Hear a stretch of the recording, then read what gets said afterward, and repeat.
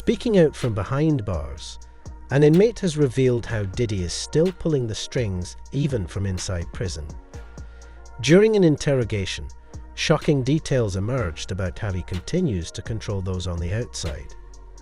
Allegedly, Diddy is now being targeted while serving his time. And Ross, which they good buddies, okay? They're gay. Who? Both. Diddy and Ross. And Khaled. They're all gay, okay? DJ Khaled, Rick Ross, Yeah. and P. Diddy? Yeah. They all gay? Yeah. Gotcha. All right. Khaled is a Hamas supporter. Okay? Who supporter? Hamas. Hamas. Yeah. Sorry, I said it wrong. No worries. Hamas supporter, okay? Right. I had sex with Cassie and Sean. Basically, he would masturbate and tell me what to do with Cassie. I had like 15 encounters, and I heard a lot. Oh, hidden in plain sight. It's hidden that. I think I see what you're saying. Okay, how do I know this? Diddy is reportedly being targeted in prison, and the same people he once blackmailed are now coming after him. Due to threats on his life, he has been placed in a special housing unit for protection. The conditions at the Metropolitan Detention Center are said to be brutal, and the facility's management has already been accused of attempting to cover up the assassination of another inmate. It's not getting good reviews. I mean, not that it should, but there should be basic human rights. And this place has faced intense scrutiny amid a spat of vicious inmates, going after each other badly, complaints about dismal living conditions, including maggot-infested food, filthy cells, power outages. Apparently they go weeks without any sort of heat, which is, not good, especially as the cold rears its head. These apparent conditions were brought to the spotlight during the trial of Maxwell. I can't say the full thing, the notorious Madame of Jeffy, when her attorney ripped the facility for the reprehensible and utterly inappropriate facilities. She complained about using the bathroom, which was an open sewer drain, rats running around, rotten maggot-infested food, freezing temperatures for roughly a week when an electrical fire caused all the light and heatings to go out in the building. Apparently, violence-plagued federal lockup made headlines when it was hit with the claims that the staff had allegedly covered up a knifing at one point. This guy thought he would have went home. All of a sudden, he didn't get bond. Remember, the first night that he was there, he was like an overnight guest. When they told his bond hearing, now they checked him into the system, and reality has hit him. And I understand that he has a shrink coming by his cell to see him several times a day. And now there's talk about putting him in, it's like a bubble. It's like a cell that has like a plexiglass wall in it where they have inmates watching you. That's actually their job, to keep an eye on the inmates that are on suicide watch. Another error that I guess some warden told you this. There are sentenced inmates there. They're called cadre inmates. They don't have to be white collar inmates, but they're doing maintenance on the building. And the problem why there's a lot of violence there, they have housing units, and they're mixing bank robbers, drug dealers, rapists with white collar people. And this is why Diddy, he can't go into a regular housing unit, because somebody will take him out for sure. Somebody's gonna get a lot of street credibility out of this. People that are doing substantial time that know they're never getting out, they'll just kill the guy, no question. Former Metropolitan Detention Center warden Cameron Lindsay has stated that Diddy cannot be placed in the general population, as he would be killed instantly. Inmates are reportedly determined to take him down, and Diddy is well aware of the danger.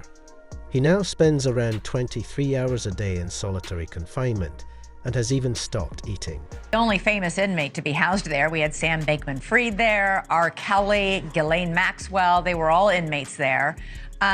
Sean Combs is being kept away from the general inmate population. You say his fame makes him a target. Yeah, sure, and not necessarily at the MDC only. I mean, anywhere. Yes, in my humble estimation, his life, his safety is in jeopardy in any correctional lockup right now.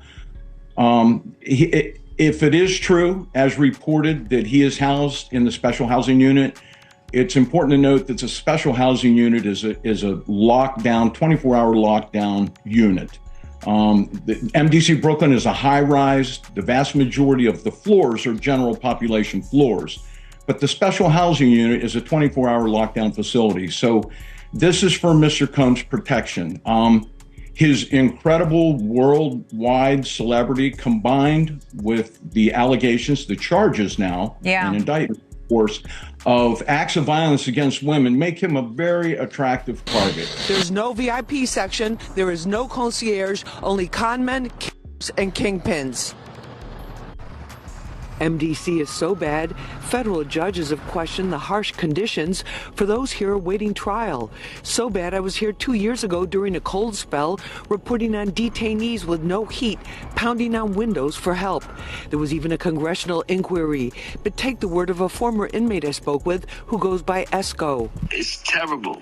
The food is terrible. Of course, the inmates are terrible. The guards are terrible. The conditions are terrible. It's just terrible. The inmates that you're surrounded around, just in general, a lot of them are brought up on pretty heavy federal indictments, right? So just in terms of the atmosphere there, it's just certainly one that no one wants to be in. Combs was placed in a special housing unit and on suicide watch, the standard protocol for high-profile celebrity detainees. The disgraced mogul was denied bail by 2 separate judges. His attorney, Mark Agnifilo, asked the court to transfer him to the federal detention section at the Essex County Jail, but the judge deferred to the Bureau of Prisons. Federal trial attorney Philip Hamilton says lockdown can mean a lot less time to prepare your defense. In terms of fighting their case, it just makes it all the more. Diddy's bail has been denied 3 times, and even his attorney, Mark Agnifilo, has stopped pushing for his release.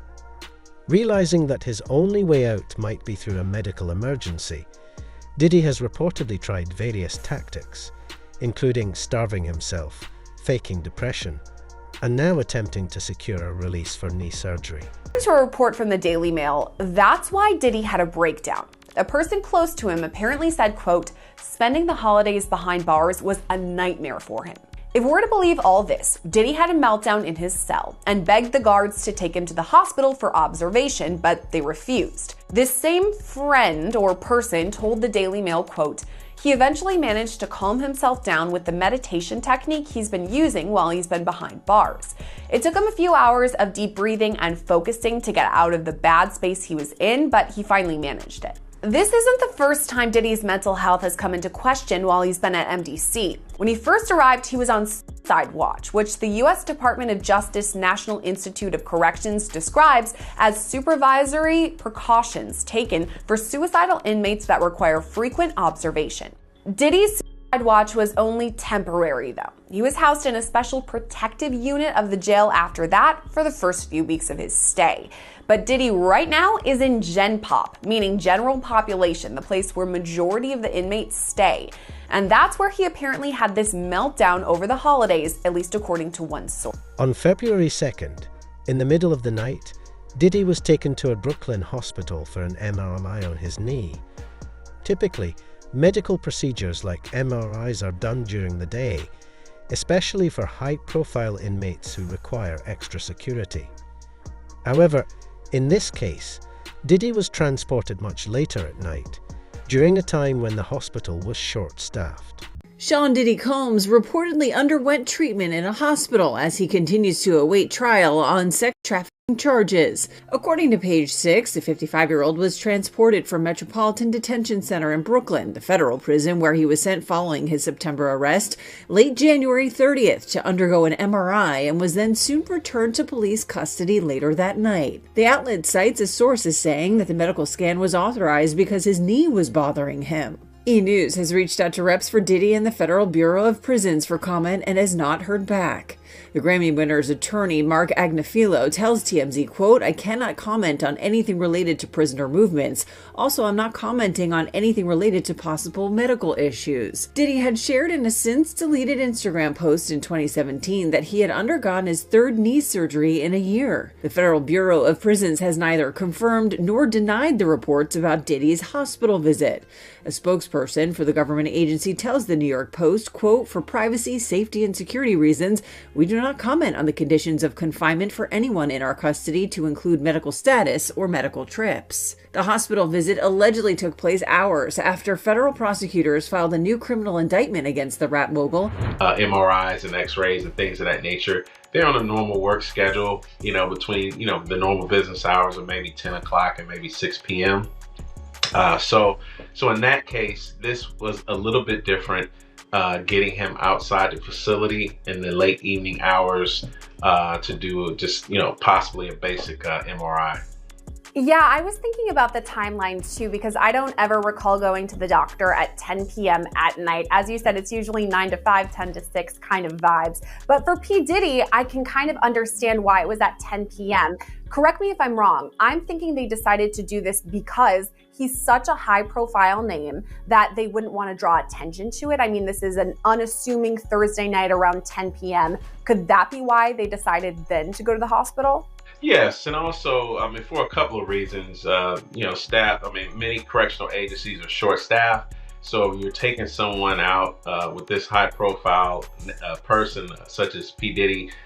Just the nature of who he is going to cause a serious security concern, because you're going to need to be able to stave off, onlookers, fans, media, and the like. And then you also got to think about the security of the hospital and their operations. People are there to try to get better. You have families there to visit their loved ones. And the last thing you need is somewhat, a chaotic environment that's causing concern with security. Diddy is desperate to get out of jail and never expected to be behind bars for this long. As someone who isn't a hardened criminal, surviving in such a high-risk environment has been extremely difficult for him. According to former inmates, Diddy has a massive target on his back. For pedophiles and wife-beaters like him, MDC is hell on earth. No matter where he is sent, he will always be a target. Child molesters don't last long in prison. Clip Rumi. Combs has been denied bail in connection with the sexual abuse and sex trafficking charges he faces. And as Les Trump reports, the music mogul who once traveled by private jet to all those mansions is now in a jail that is notorious for its bad living conditions. Music mogul Sean Diddy Combs spent his first night behind bars inside a facility that is being called hell on earth. The Metropolitan Detention Center in Brooklyn is notorious for its appalling living conditions and rampant violence. How bad is it inside this federal lockup? There have been 2 murders, 4 suicides, and numerous stabbings and lockdowns in recent years. It's so out of control inside that 4 federal judges are reportedly refusing to send any more prisoners here. Donald Trump's former fixer, Michael Cohen, spent a harrowing year in federal custody. He says for someone used to a life of luxury like Diddy, prison life is a severe shock. You have a desk, you have a plastic chair, you have your bed with a 1.5-inch mattress, no pillow, and you also have a locker. So you basically have 3 feet by 5 feet to move around. So you have a basic 15 square feet. It is a horrible, horrible place.